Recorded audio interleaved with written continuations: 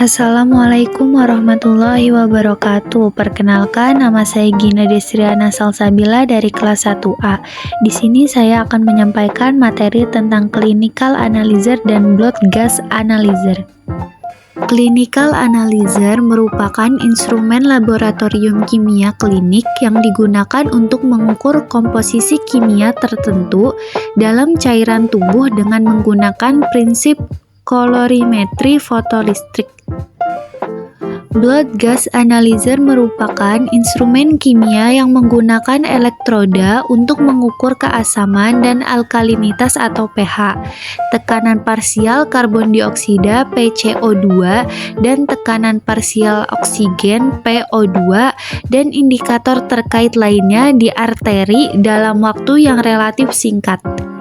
Selanjutnya ada kelebihan clinical analyzer. Yang pertama itu akurasi, yang kedua kecepatan dan efisiensi, yang ketiga kapasitas dan scalability, yang keempat multi parameter, yang kelima peningkatan produktivitas.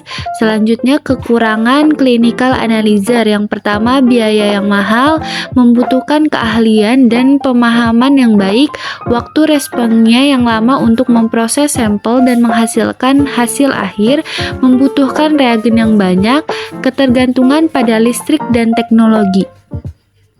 Selanjutnya ada kelebihan blood gas analyzer. Yang pertama, waktu pengujian yang tergolong cepat.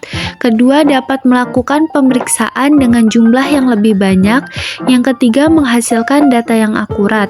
Selanjutnya ada kekurangan blood gas analyzer. Yang pertama, harga yang relatif mahal. Yang kedua, memerlukan perawatan yang ekstra. Yang ketiga, memerlukan keterampilan khusus untuk mengoperasikan alat. Penggunaan clinical analyzer. Siapkan sampel yang akan dianalisis.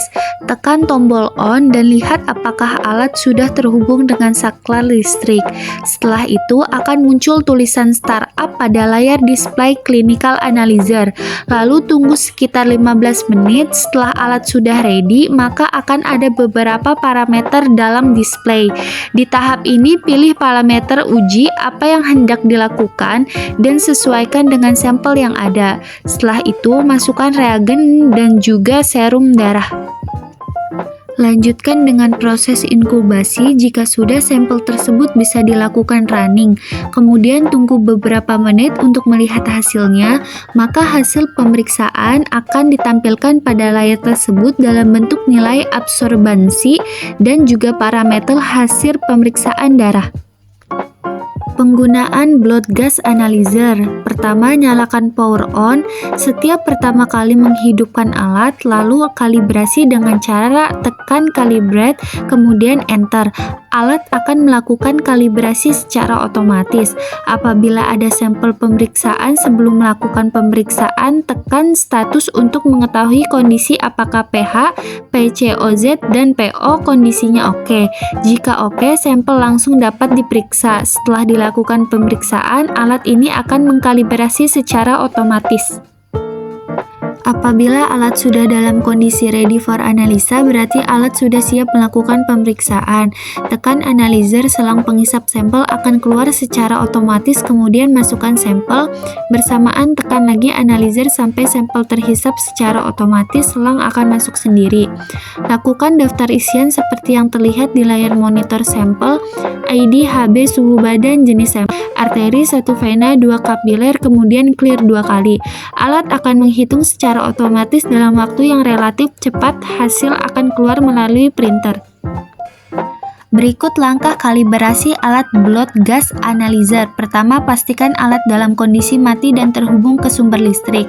Siapkan larutan buffer pH 7,4 dan pH 6,8. Nyalakan alat dan tunggu hingga stabil. Masukkan probe ke dalam larutan buffer pH 7,4 dan tunggu hingga nilai pH stabil. Tekan tombol kalibrasi pada alat dan pilih pH 7,4. Masukkan probe ke dalam larutan buffer pH 6,8 dan tunggu hingga nilai pH stabil. Tekan tombol kalibrasi pada alat dan pilih pH 6,8. Kalibrasi selesai. Berikut langkah kalibrasi clinical analyzer. Langkah pertama kalibrasi dilakukan dengan menggunakan serum kontrol. Serum ini terlebih dahulu harus diketahui komposisinya. Cara mengetahui komposisi tersebut adalah dengan memasukkannya dalam kuvet dan memeriksanya pada alat clinical analyzer. Lalu jika sudah, hasil tersebut dilakukan perbandingan dengan kadar serum kontrol.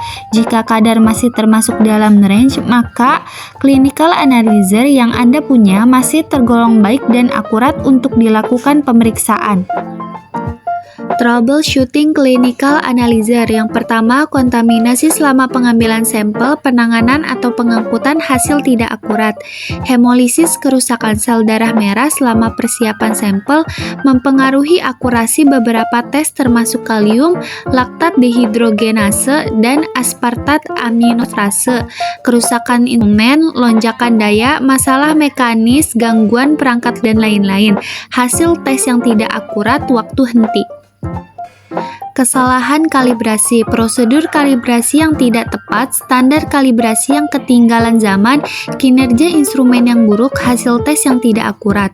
Kesalahan penyimpanan reagen, kondisi penyimpanan yang tidak tepat, suhu, kelembapan mempengaruhi kualitas reagen, hasil tes yang tidak akurat.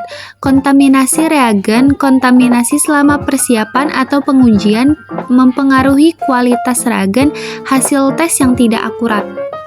Troubleshooting blood gas analyzer. NaCaCl overflow solusi, bersihkan aspirasi sistem atau terjadi sumbatan. Lakukan penggantian inner solution ion elektroda. Pipet tidak menghisap atau no sample. Solusi, bongkar dan bersihkan sistem aspirasi, terjadi sumbatan.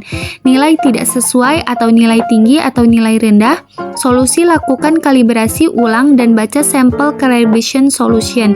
Jika parameter gagal pada level QC, kotak di layar akan berwarna abu-abu dan tanda silang merah di dalamnya, dan gambar kecil ampul. Solusi, masukkan ke penganalisis lalu sentuh tombol lakukan QC untuk siap. Jika parameter gagal dilakukan kalibrasi, kotak uji masing-masing di layar akan berwarna abu-abu dan memiliki tanda silang merah. Solusi, masukkan penganalisis atau sentuh tombol kalibrasi untuk siap. Ini untuk memulai kalibrasi otomatis untuk parameter tertentu. Sekian penjelasan dari saya, kurang lebihnya mohon maaf. Wassalamualaikum warahmatullahi wabarakatuh.